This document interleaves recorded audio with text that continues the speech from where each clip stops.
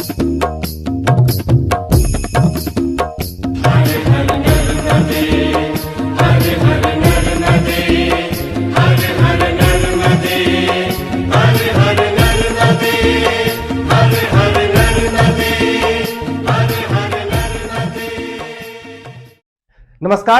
मैं हूं भुवनेश सेंगर और आज से शुरुआत हो चुकी है दी लपेटा की। जी हां, आज नर्मदा जयंती का पावन दिन है, पावन पर्व है और नर्मदा मध्य प्रदेश की जीवनदायिनी है, जीवन रेखा है। आज जिस दौर में हम हैं, जहां पर आस्था या अंधविश्वास, चमत्कार या जादूगरी, इन सब के बीच में एक ऐसी बहस छिड़ी है मानो देश में इससे बड़ा कोई मुद्दा न हो, मसला न हो।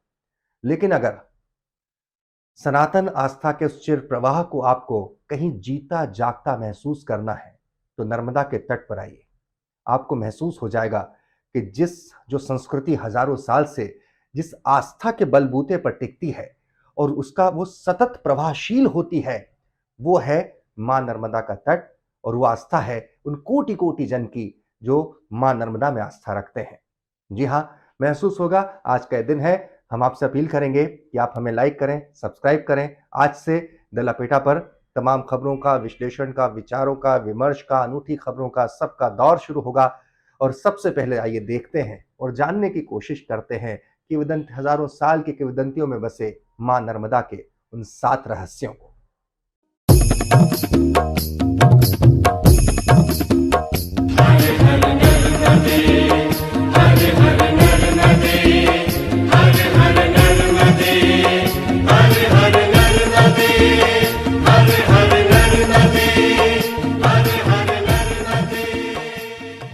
कहते हैं जो पुण्य गंगा नदी में नहाने से मिलता है, वही पुण्य मां नर्मदा को देखने मात्र से मिल जाता है। मां नर्मदा का हर एक कंकड़ भगवान शंकर के समान है। इससे ज्यादा क्या महिमा कही जा सकती है किसी नदी की। मध्य प्रदेश की जीवनदायिनी कही जाने वाली मां नर्मदा अपने अंदर कई रहस्य छिपाए हुए हैं। नमस्कार, आप देख रहे हैं दी लपेटा और मैं हूं आपके साथ अदिति। और आज बात करेंगे मध्य प्रदेश और गुजरात की जीवन रेखा मां नर्मदा के 7 रहस्यों की। अमरकंटक विंध्य और सतपुड़ा पहाड़ियों की पर्वत श्रृंखला में स्थित एक छोटा सा गांव है, जहां से नर्मदा नदी पहाड़ी से निकलती है। इसे गाय के मुंह के आकार का बनाया गया है। ऐसा कहा जाता है कि यह मेकल, व्यास और भृगु आदि ऋषि जैसे महान संतों के लिए ध्यान का स्थान था। नर्मदा मंदिर के निर्माण के बारे में कोई ठोस सबूत नहीं है। ऐतिहासिक प्रमाणों से पता चलता है कि यह कलचुरी द्वारा 12वीं शताब्दी के आसपास बनाया गया था। नर्मदा उद्गम कुंड रीवा नायक द्वारा बनाया गया था। वर्षों बाद नागपुर के राजा भोसले ने नर्मदा मंदिर को आकार दिया। बाद में महारानी देवी अहिल्या ने इस मंदिर का जीर्णोद्धार किया था।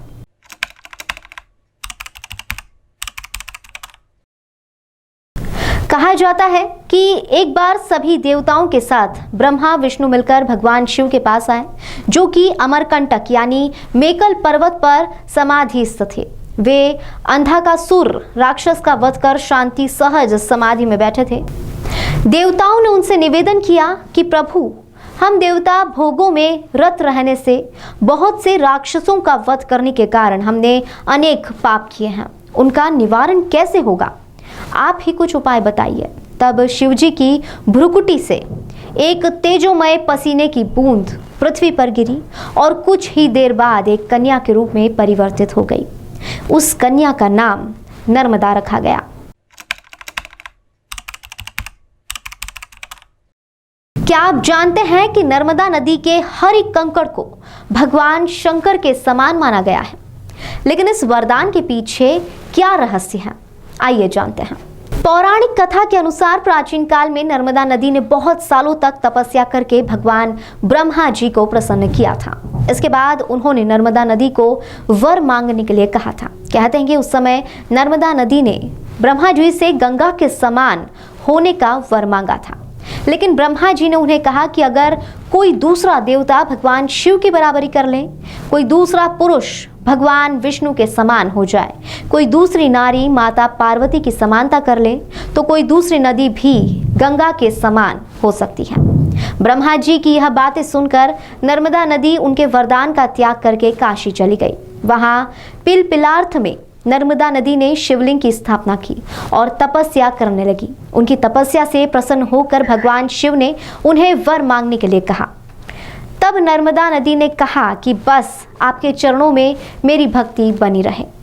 नर्मदा की यह बात सुनकर भगवान शिव प्रसन्न हुए और कहा कि तुम्हारे तट पर जितने भी पत्थर हैं वे सब मेरे वर से शिवलिंग रूप के हो जाएंगे। आगे भगवान शिव ने कहा कि गंगा में स्नान करने पर शीघ्र पापों का नाश होता है, वहीं यमुना में 7 दिन और सरस्वती में 3 दिनों में पाप का नाश हो जाता है, लेकिन तुम सिर्फ दर्शन मात्र से ही संपूर्ण पापों का नाश करने वाली होंगी। इतना ही नहीं, तुमने जिस नर्मदेश्वर शिवलिंग की स्थापना की है वे पुण्य और मोक्ष देने वाला होगा। इतना सब कहने के बाद भगवान शिव उसी लिंग में लीन हो गए और शिव जी यह वरदान पाकर नर्मदा भी प्रसन्न हो गई। इसलिए कहा जाता है कि नर्मदा का हर एक कंकड़ शिव शंकर का रूप है।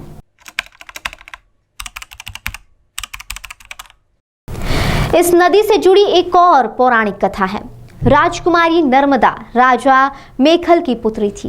राजा मेखल ने अपनी लड़की नर्मदा की शादी के लिए एक शर्त रखी थी कि जो भी व्यक्ति गुलाब कावली के फूल लेकर आएगा उससे ही वह अपनी लड़की नर्मदा का विवाह करेंगे।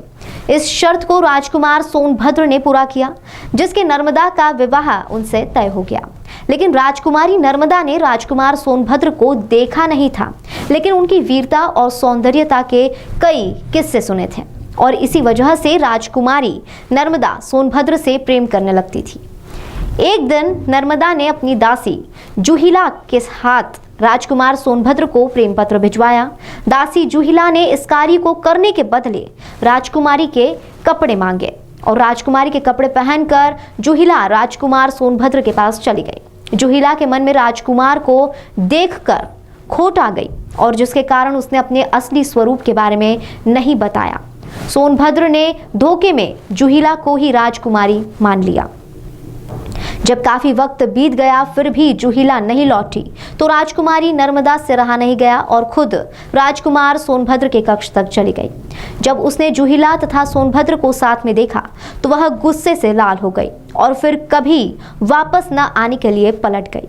जब सोनभद्र को वास्तविकता का पता चला तो वे पछताते रहे, लेकिन नर्मदा कभी पलटकर वापस नहीं आई। पौराणिक मान्यता के अनुसार नर्मदा कुंवारी नदी है।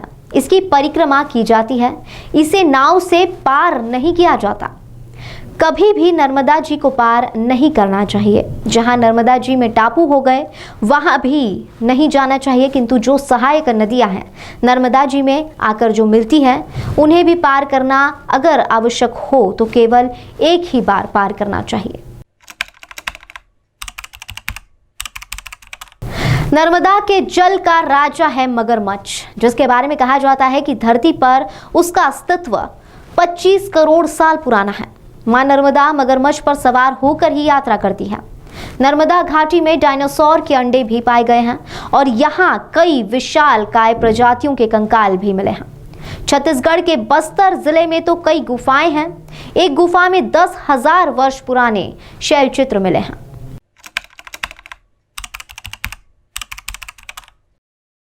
पुरातत्व विभाग मानता है कि नर्मदा के तट के कई इलाकों में प्राचीन सभ्यताओं के अवशेष पाए गए हैं।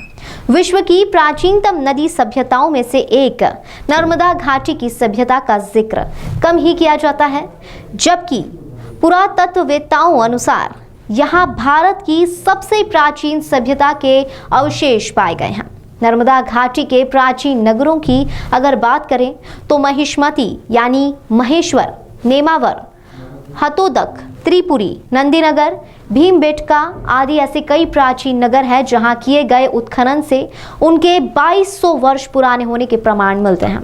जबलपुर से लेकर सीहोर, होशंगाबाद, बड़वानी, धार, खंडवा, खरगोन, हरसूद आदि तक किए गए और लगातार जारी उत्खनन कार्यों में ऐसे अनेक पुराकालीन रहस्यों को उजागर किया है। तो ये थे मां नर्मदा के कुछ अनकहे अनसुने रहस्य। अगर आपको कोई रहस्य पता है तो हमें कमेंट बॉक्स में जरूर बताएं और इसी तरह के वीडियोस देखने के लिए सब्सक्राइब करें दी लपेटा।